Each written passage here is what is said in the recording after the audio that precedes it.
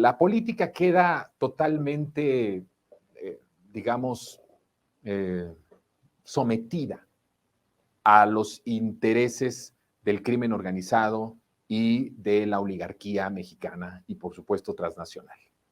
En los tiempos fuertes del poder político eran los tiempos de cuando inicia el proyecto salinista neoliberal, cuando empieza Carlos Salinas de Gortari, cuando asalta al poder, cuando entra al poder a través de un fraude electoral. Tenemos un poder político muy fuerte, muy concentrado.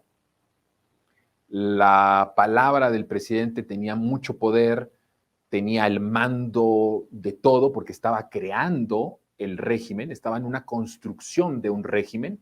Por lo tanto, en esa construcción de ese régimen salinista neoliberal que, por supuesto, lleva a cabo Carlos Salinas de Gortari, uno de los elementos importantes de poder ir metiendo, ir creando este aparato, es tener un poder político muy fuerte. No dura mucho, porque cuando matan a Colosio, esto se ve al interior y hacia afuera del propio sistema como un punto de debilidad muy fuerte. Ya sea que Salinas de Gortari lo haya mandado a matar, haya sido el autor intelectual, o que alguien dentro de su propio sistema político lo haya mandado a matar, lo que se mostraba era una debilidad fuerte del poder político. Y lo que va a pasar a partir de ese momento es que Carlos Salinas de Gortari tiene que asumir que el poder político no iba a ser a partir de ese momento tan poderoso como él había planeado que fuera en esta percepción de sistema y en esta percepción de régimen. Sin embargo, la parte política del régimen, querida audiencia, no es tan poderosa como en los tiempos del PRI. Lo cierto es que a lo largo de los años se fue diluyendo de una forma muy, muy fuerte. Incluso a propósito, se abren los medios de comunicación para empezar a atacar a los políticos.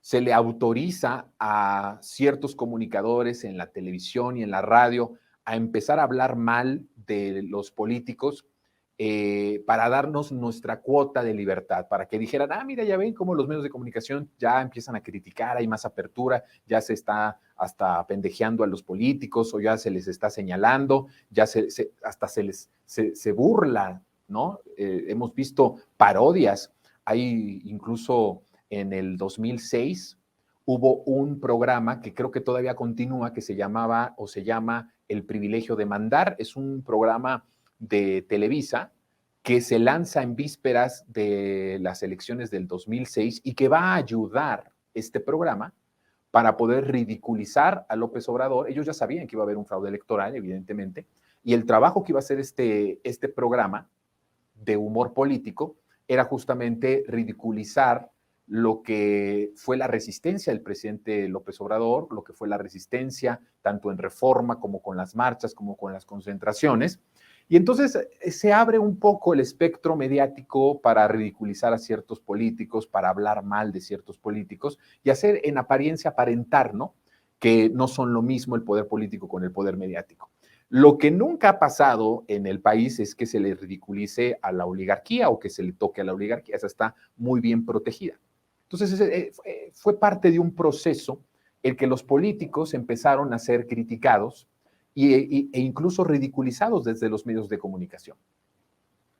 El régimen, en ese sentido, fue teniendo cada vez, yo he hablado al régimen que lo pensemos como un régimen de un dragón de varias cabezas. Esa ha sido mi ilustración que yo les he invitado a que la hagamos para entender cómo funcionaba.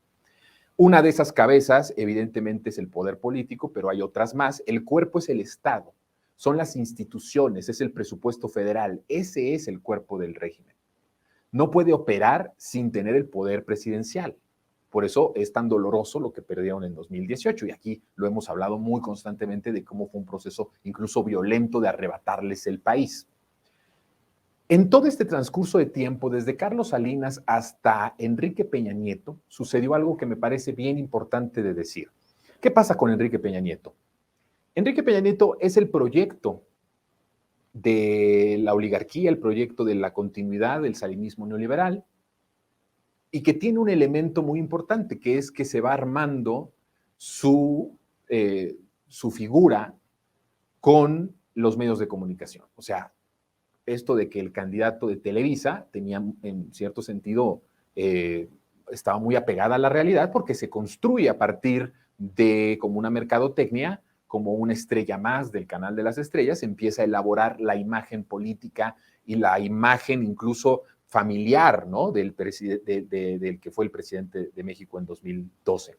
Incluso, bueno, hay una artista, una actriz de Televisa que había protagonizado en el pasado ciertas novelas con cierto éxito, a la que pues prácticamente le hacen un contrato para poder casarse con Enrique Peña Nieto y tener una familia de televisión, una familia de telenovela, literalmente lo que nosotros vivimos en esa farsa desde 2012 a 2018 fue una pareja de telenovela, era parte de esa estrategia.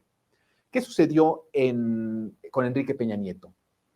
Enrique Peña Nieto quería hacer un quiebre del salinismo neoliberal que había empezado Salinas para inaugurar un nuevo proyecto transeccional que dejara atrás muchas de las cosas que había instituido y que había conformado ese régimen salinista neoliberal que empezó con Carlos Salinas de Gortari.